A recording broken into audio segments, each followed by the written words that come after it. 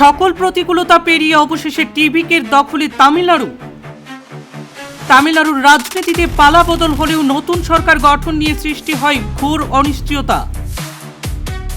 Cinema জগৎ থেকে রাজনীতিতে নেমেই মুখ্যমন্ত্রিত্বের দোরগোড়ায় টিভিকে প্রধান বিজয় থালাপতিকে আটকে দিলেন রাজ্যপাল। শেষ পর্যন্ত বাম কংগ্রেস সহ অন্যান্য আঞ্চলিক দলের সমর্থনে সদস্য সংখ্যা 118 করে সরকার গড়া নিশ্চিত করেছেন বিজয় থালাপতি। তামিল ভূমি এবার পরিবর্তনের হাওয়া লেগেছে, তবে ক্ষমতায় কোনো জাতীয় দল নয়। তামিলনাড়ুর নতুন রাজনৈতিক আঞ্চলিক শক্তির অধীনেই থাকছে দ্রাবিড় ভূমির রাজনৈতিক ক্ষমতা।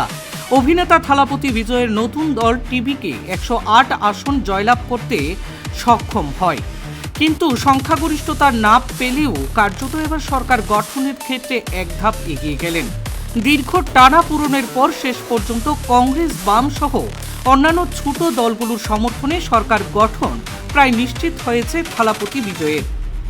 তবে তার আগেই সরকার গঠনের প্রস্তাব নিয়ে অভিনেতা রাজ্যপালের সঙ্গে দেখা করলে দুবার তাকে ফিরিয়ে দেওয়া হয় রাজ্যপালের তরফ থেকে।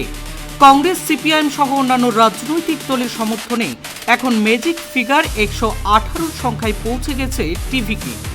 তবে এই জট আরও জটিল করেছেন নাকি খোদ অভিনেতা তথা তামিলাগা ভেট্রি কাজগম অর্থাৎ টিভিকে প্রধান বিজয় থালাপতি, এমনটাই মনে করছেন রাজনৈতিক পর্যবেক্ষক মহল। একক বৃহত্তম দল হিসাবে তামিলনাড়ুর রাজ্যপাল রাজেন্দ্র বিশ্বনাথ আর্লেকারের সঙ্গে দেখা করে সরকার গঠনে আর্জি জানিয়েছিলেন থালাপতি, কিন্তু রাজ্যপাল স্পষ্ট ভাষায় জানিয়ে দেন আগে সংখ্যাগরিষ্ঠতার প্রমাণ দিন, তারপরে সরকার গঠন করবেন। তবে রাজনৈতিক বিশ্লেষকরা মনে করছেন রাজ্যপালের কাছে পেশ করা সরকার গঠনের আবেদনে একটি ছোট্ট ভুল করে ফেলেছিলেন বিজয়, আর সেটারই এখন মুখ্যমন্ত্রীর পথে যেন কাটা হয়ে দাঁড়িয়েছিল। জানা যায়, প্রচলিত রীতি অনুযায়ী একক বৃহত্তম দল প্রথমে সরকার গঠনের দাবি জানায়, তারপরে রাজ্যপাল তাদের সরকার গঠনের জন্য আহ্বান জানান, পরে তাদের বিধানসভায় সংখ্যাগরিষ্ঠতা প্রমাণ করতে হয়। এবারের বিধানসভা নির্বাচনে কোনো একক দল সরকার গঠনের জন্য প্রয়োজনীয় সংখ্যক আসন নিতে পারেননি।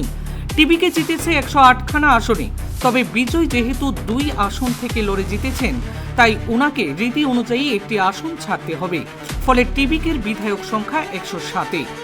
তামিলনাড়ুতে সরকার গঠনের জাদু সংখ্যা 118।